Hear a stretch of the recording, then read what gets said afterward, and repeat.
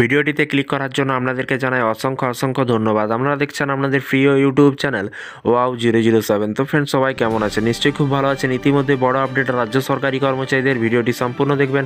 চ্যানেলে যারা এই ভিডিওটি প্রথম দেখছেন অবশ্যই চ্যানেলটিকে সাবস্ক্রাইব করে রাখবেন। সরকারি কর্মচারীদের নতুন বছরে মহার্ঘ ভাতা বৃদ্ধি পেল 12%, 14% থেকে আরও কি 12% বৃদ্ধি পেল রাজ্য সরকারি কর্মচারীদের। ভিডিওটি সম্পূর্ণ দেখুন। চ্যানেল যারা এই ভিডিওটি প্রথম দেখছেন অবশ্যই চ্যানেলটিকে সাবস্ক্রাইব করে রাখুন পরবর্তী নতুন আপডেট পাওয়ার জন্য। চলতি বছরে আর মাত্র কয়েকটা দিন বাকি, আর বছর শেষের দিকেই কিন্তু রাজ্য সরকারি কর্মচারী ও অবসরপ্রাপ্ত সরকারি কর্মচারীদের জন্য বিরাট সুখবর শোনালেন রাজ্য সরকার। সুখবরটি হলো কিন্তু এক ধাক্কায় তাদের মহার্ঘ ভাতা অর্থাৎ ডিএ বৃদ্ধি কিন্তু করা হয়েছে 7% থেকে 12% পর্যন্ত। কাদের জন্য? যার ফলে উপকৃত হবেন রাজ্যের প্রায় লক্ষ সরকারি কর্মচারী ও পেনশনভোগী। আমাদের আজকের এই ভিডিওটিতে পুরোপুরি বিস্তারিত আলোচনা করব। ভিডিওটি সম্পূর্ণ দেখবেন।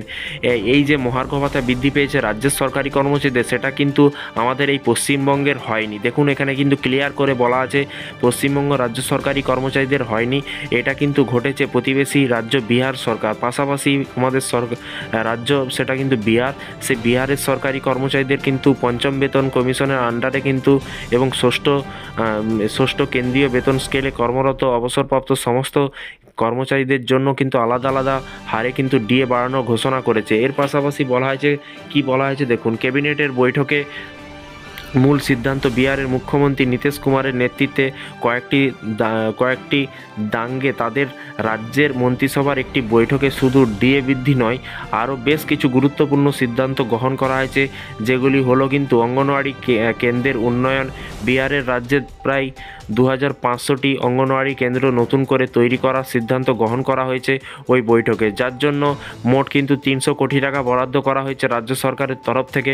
অঙ্গনওয়াড়ি কেন্দ্র কিছু খরচা ধার্য করা হয়েছে 12 লক্ষ টাকা। আর এই প্রকল্পে বাস্তবায়িত করার জন্য 255 কোটি টাকা ঋণ নেবে বিহার সরকার। এবং এর কাছে কিন্তু নাবার্ডের কাছে কিন্তু দেখুন যার কাছে ধার নেবে সেটাও কিন্তু এখানে উল্লেখ করা হয়েছে। তো পশ্চিমবঙ্গ রাজ্য সরকারি কর্মচারীদের কবে কি আপডেট আসে, সমস্ত কিছু আপডেট আপনারা এই চ্যানেল থেকে পাবেন। একটা আপডেট আপনাদেরকে বলে রাখি, পশ্চিমবঙ্গ রাজ্য সরকারি কর্মচারীদের আজকেই শেষ হলো কিন্তু ডিএ আন্দোলন। সেটা কিন্তু সকলেই জানেন যে ডিএ আন্দোলন যে 22 থেকে 24 তারিখ পর্যন্ত ডিএ ধর্ণা মঞ্চ এবং ধর্মঘট বলতে পারেন বা আন্দোলন বলতে পারেন, সেই আন্দোলন কিন্তু আজকেই শেষ হলো। চারটি যে দাবি, সেই 4টি দাবির জন্য চিঠি পাঠিয়েছে। সেই সব আপডেট আপনারা অবশ্যই পাবেন, তাই চ্যানেলটিকে সাবস্ক্রাইব করে রাখুন। এই ছিল আজকে একটি ছোট্ট আপডেট। এই ধরনের প্রতিদিন সরকারি কর্মচারীদের বিভিন্ন রকমের লেটেস্ট আপডেট পেতে চ্যানেলটিকে সাবস্ক্রাইব করে পাশে থাকা বেল আইকনটিতে প্রেস করে রাখতে ভুলবেন না। ভালো থাকবেন, সুস্থ থাকবেন এবং নিজের খেয়াল রাখবেন। Thank you.